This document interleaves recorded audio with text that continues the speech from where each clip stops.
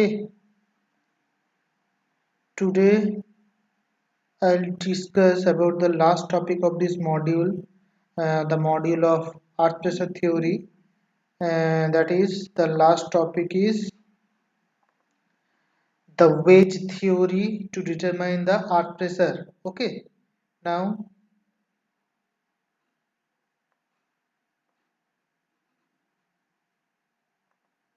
I'm presenting the today's note.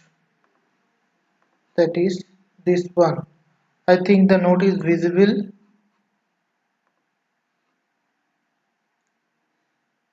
The note is visible now. Okay, and sound is clear, I think. Okay, now the wedge method to determine the earth pressure theory. This is one graphical method, and the theory is actually established by Coulomb's. That's why this is called Coulomb's wedge theory. But the method by which will determine or will finally calculate the earth pressure, that is established by Kalman. Okay, that's why that method is called Kalman's graphical method to determine the earth pressure. Okay, now coming to the theory part, that is the Coulomb's wedge theory. Now, what is first of all, what is wedge? Wedge is nothing but a triangular part of soil that may be separated from the rest part of the soil.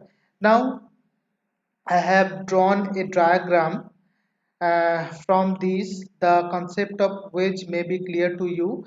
That is, this one is the retaining wall. This is the thickness of the retaining wall, and obviously this is the cross section of the of one retaining wall. This is the sorry, this is the backfill soil. Here the surface of the backfill soil is inclined. That means there is an angle beta with horizontal plane. Here the backfill surface is inclined. In case of the Rankin's earth pressure theory, there are different conditions. In the previous classes we have discussed about Rankin's earth pressure theory, and that is those are there are some mathematical equations and establishment by which we can calculate the earth pressure for some backfill soil behind the retaining wall. And obviously there is a condition of inclined backfill surface, but also there is a condition of horizontal backfill surface also. But here this beta is the general concept. That means we can consider this beta as 0. That means horizontal surface, we can consider this beta having some value. That means this is the general concept or general phenomena that we can use in any case. Okay, this is the backfill surface which is inclined, and this plane is called slip plane. Slip plane means obviously this part of soil will be separated from that part of soil, and this triangular part of soil with some thickness, the thickness is actually the dimension perpendicular to the screen. Okay, this part of soil is called wedge. This part will be separated from the rest part of the soil, and the separation of this part is due to the earth pressure. Now the physical interpretation of this wedge is that from this part actually from the backfill soil, some pressure is actually coming on the retaining wall, the back surface of the retaining wall, and due to that pressure obviously this retaining wall is also uh, employing some opposite pressure to the soil. Due to the action of these two pressure, those are actually same in value and the direction is opposite. Actually this part of the soil will be separated uh, from the rest of the backfill soil. this part is called wedge, and I have just assumed this is the slip plane. Actually, slip plane may be here, maybe there, maybe other surface, other slip surface may be there, but I have just considered this plane as an example. Okay, this plane is slip surface and this one is the wedge. Now there are some assumptions. Okay, before that we have studied the definition of active and passive earth pressure. From this wedge theory, wedge concept, we can say that when this wedge will go outward and downward, that means like this through the surface of retaining wall, back surface of the retaining wall, this wedge will go downward and outward, then the pressure will be considered as active earth pressure. And when the wedge will go opposite, that means upward and inward, then the earth pressure is considered as passive earth pressure. Okay, this is the physical interpretation of earth pressure by wedge theory. Now coming to the assumptions that may be taken into account before going to the uh, diagram or the main method that is established by Kalmans. Okay, now assumptions are like this. This assumption is very general for any other theory in the soil mechanics, that is backfill is dry, homogeneous, isotropic and elastically undeformable. I think what is dry and homogeneous, you know that dry means there is no water table in the considered depth of the backfill soil, and homogeneous means the characteristics or the property of the soil is same in all the points of the backfill soil.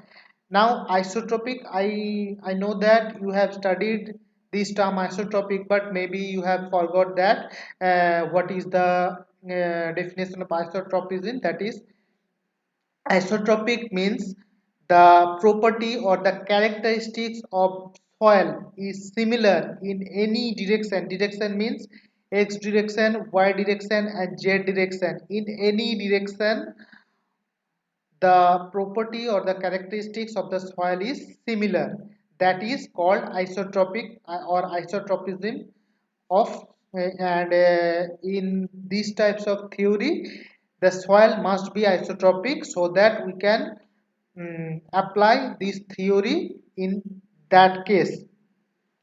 And elastically undeformable means elastically the soil cannot be deformed after or by applying some load or pressure. Soil may be plastically deformed and those deformation cannot be uh, revised or cannot be taken back into the uh, initial condition. That plastic deformation may be occurred in soil, but elastically soil cannot be deformed if we want to apply this theory. Next, the slip surface is a plane which passes through the heel of the wall. Now, 2 points of retaining wall, one is heel. This point is called heel of the retaining wall, and another point, that is this point, is called toe of the retaining wall, toe, and this is called heel of the retaining wall.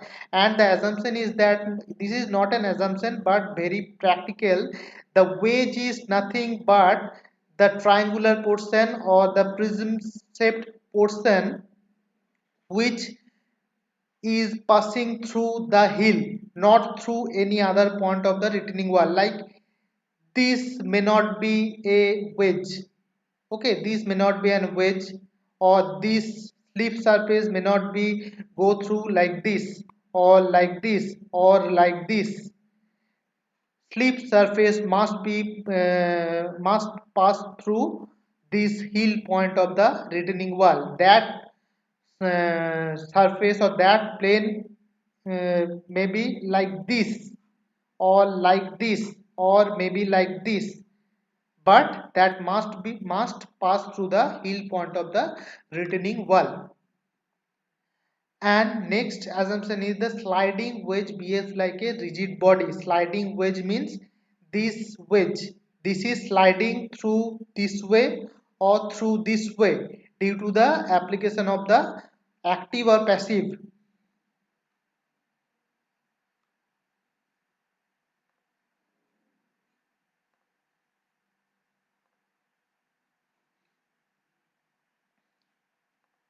Okay, and these wedges obviously behaves like a rigid body, means this is soil. The different particles of soil cannot be acts like a rigid body accumulatedly, but we have to assume this part of the soil is one rigid body, not the different, not the summation of several particles. We have to assume that, so that we can apply the equilibrium condition on this wedge. Okay, because if we consider there are different soil particles, then we cannot apply the equilibrium condition, because equilibrium condition may be applied on some single body, not by not on some accumulated body like that. Okay, so we have to assume that this wedge is one rigid body. And next as the assumption is the back of the wall, back surface of the retaining wall is rough. This one is very important assumption, because in the Rankine surface theory, where we have calculated the earth pressure, passive or active maybe, we have calculated those not assuming any frictional force. That means obviously the back surface of the retaining wall and the soil, the backfill soil, in between those two surface there must be some frictional force. That may be minimal, but there must be a slight or maybe a high amount of frictional force. And that here in the wedge theory, here we have to consider this is not assumption, but we have to assume the frictional force or frictional coefficient between the backfill surface of the wall and the back surface of the wall and backfill soil, the surface of the backfill soil, this surface we have to consider that roughness or that coefficient of friction. And last assumption, that is not assumption but that is one consideration, is that the position and direction of the resultant earth pressure is known. That means we the position and the direction of the resultant earth pressure, which is actually desired result from this theory or from the method, that is predetermined, and the position and direction is like this, like this. What is this now? That is, this point is one third of the height of the retaining wall, one third of the height of the retaining wall from the base of the retaining wall. That means here we are considering the earth pressure diagram as a simple triangular shape, that as the this height is one third, the CG of the triangle is one third from the base of the triangle.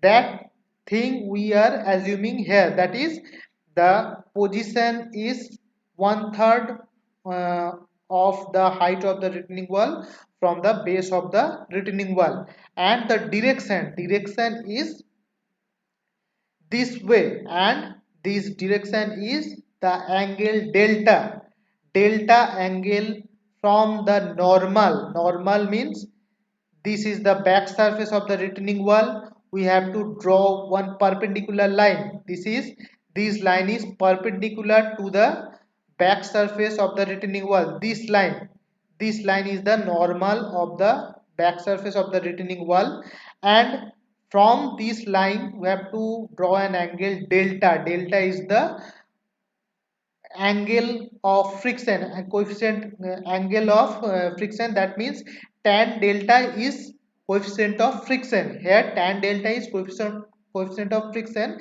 and this delta is angle of friction, and we have to draw an angle of delta. This is the direction of the active earth pressure or maybe passive earth pressure, that is this way.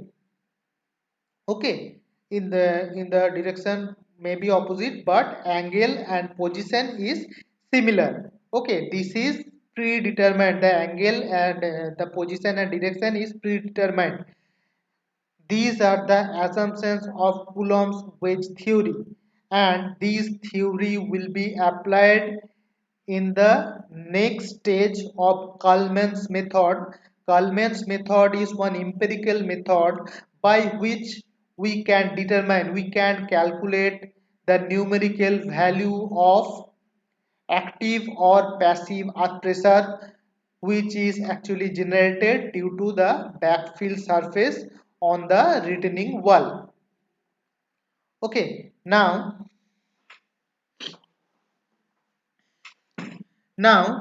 this Kalman's method is actually established to find out the sleeve surface. Sleeve surface, that means this one. Here I have considered this line as sleeve surface as an example, but sleeve surface may be here, maybe there, or maybe like this. And the position of sleeve surface is dependent on the characteristics of the soil and the shape of the retaining wall and the frictional characteristics between back surface of the retaining wall and the backfill soil. All those properties are actually the parameters on which the position of sleeve surface is dependent. Okay, so uh, to determine the position of sleeve surface, obviously we have to know the characteristics of the soil. That means unit weight of the soil, the phi of the soil, and the c. If there is some question characteristic, then the value of c of the soil. This surface angle, this angle or this angle, okay, this angle is called surcharge angle. That angle is actually the inclination of the surface of the backfill soil from the to the horizontal surface. And this angle theta is called Batter angle. Batter angle is nothing but the inclination of the back surface of the retaining wall, sorry, the inclination of the back surface of the retaining wall with vertical line or vertical plane. This angle is called Batter angle. Okay, uh, and phi is nothing but the angle of repose. And all these characteristics we have to know to apply this Kalman's method to determine the sleeve surface, determine the position of sleeve surface. And as soon as we know the position of sleeve surface, we can calculate or we can determine the amount of active or passive pressure from the diagram itself. Okay, now coming to the actual diagram or the actual method, maybe which is established by Kalman. Okay, this is called Kalman's method. This is the total diagram I am describing, or uh, describing the steps one by one. First of all, we have to draw some lines. That is, first of all, we have to draw the retaining wall. The front surface of the retaining wall is not very much important, but the back surface of the retaining wall is obviously important. We have to know the Batter angle, this theta, the inclination of this line, the back surface of the retaining wall with vertical plane or vertical line. That is very much important, and we have to know the value of theta. We have to know this angle beta, that is third charge angle, and we have to draw this line as third charge line with angle beta from the horizontal line. First of all, you have to draw these two lines, this line, the back surface of the retaining wall, and the surcharge line, that is the surface of the backfill surface. First step is this. Next we have to draw this line is repose line or phi line. Phi line is drawn by making an angle phi. Phi is nothing but the angle of repose or angle of internal friction. We have to know the value of angle of internal friction for that backfill soil, and we have to draw a line with an angle phi from the horizontal line. Okay, this is the next step. And in the next step we have to draw xi line. This xi is new to you. Here this xi is nothing but a empirical value of xi you have to calculate from this equation, that is 90 degree minus theta plus delta. Theta is this better angle and delta is the angle of friction, and 90 degree minus summation of these two. You have to draw this xi line by making an angle of this angle 90 degree minus theta plus delta from the repose line. This total angle is actually xi, or 90 degree minus theta plus delta. You have to calculate, and obviously this you have to know the value of delta, that is the friction angle between the back surface of the retaining wall and the backfill soil. Next we have to consider some slip surfaces. These black surfaces are actually trial slip surfaces. For that, first of all, you have to just point out some points: C1, C2, C3, C4, C5, C6, C, maybe C10, C100 up to, but these are not the actual slip surface. These are actually trial slip surface. We are considering these points or these surfaces to determine the actual slip surface. Okay, these are trial slip surfaces, and these points are, you may point out these points by any other terms, but I have just point out by C1, C2, C3, C4, C5. You may take more points or more trial surfaces, but I have just taken five slip surfaces, five or six slip surfaces. Okay, that is enough for my drawing. Now now next step is to determine the weight of the soil in each trial wedges. As this is a trial slip surfaces, these triangular part, each triangular parts are called trial wedge. Okay, this is one trial wedge, that is BAC1. This part is one trial wedge. BAC2, this part is another trial wedge. BAC3, this triangular portion is another trial wedge, like this. Okay, now you have to calculate the weight of each trial wedge. Now, how you can calculate the weight nothing but by uh, volume multiplied by unit weight of the soil. That's why you have to know the unit weight of the soil, unit weight of the backfill soil, and the volume is nothing but the area of the triangle, that is half multiplied by base multiplied by the height. Okay, this is height multiplied by base, half multiplied by AC1 multiplied by the height is not this line or this line or this line. Height is the perpendicular distance between this surcharge line and any parallel line. Okay, this perpendicular distance between those two, and half multiplied by base multiplied by the height is the area of the triangle, area of each wedge, and multiplied by the thickness of the wedge.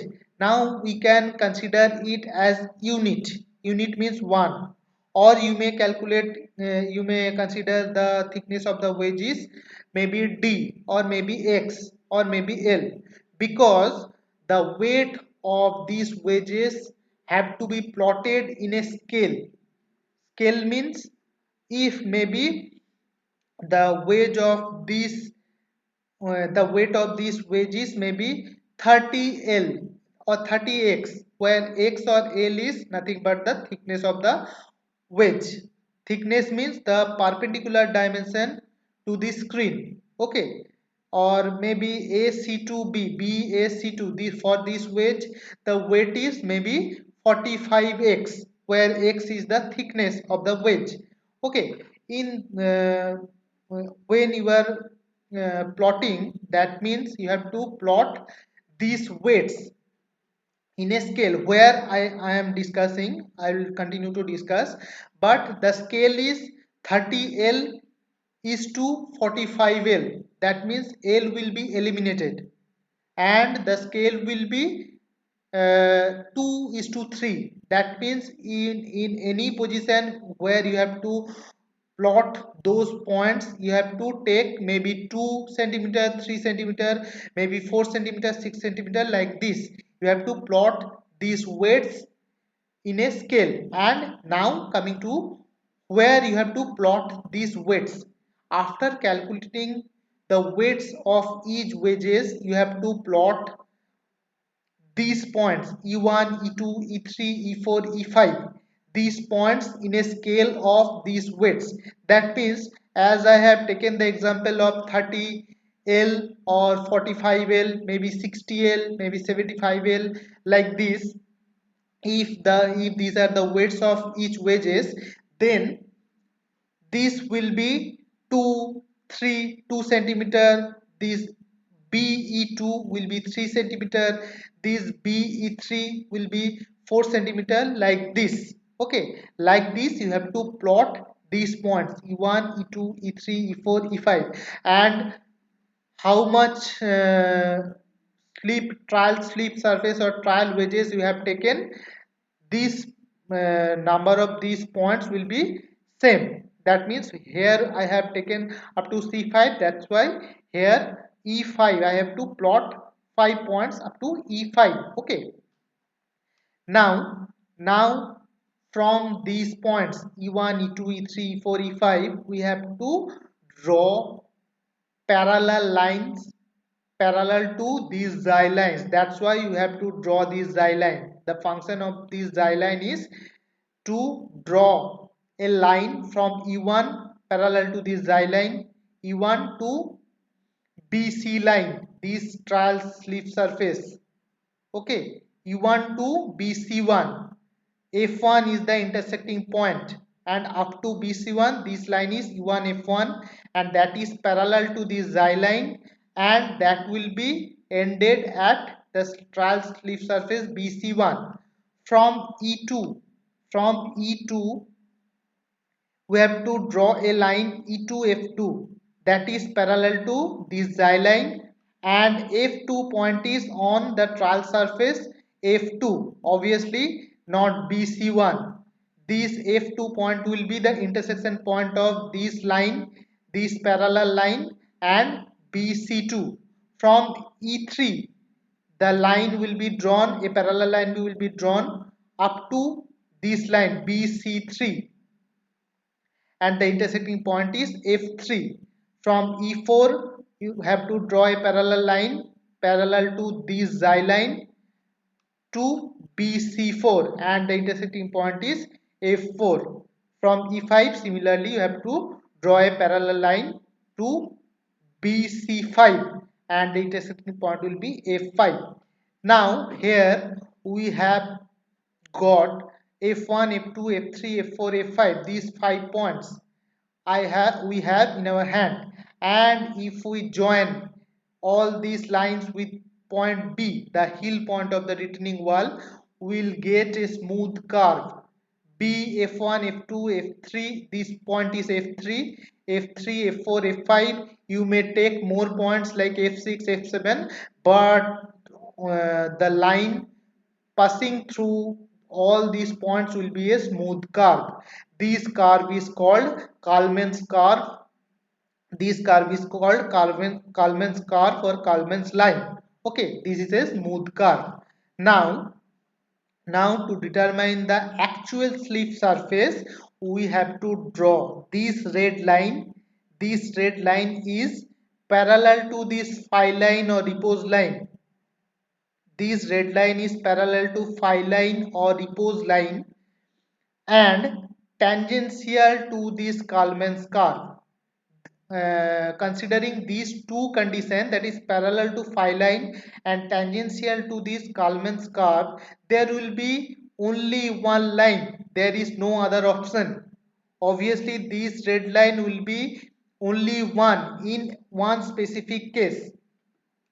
Okay, and there is no other lines which may be parallel to this line and tangential to this curve. There is no other option. Okay, and the tangent point, that means here this point I have denoted is as f.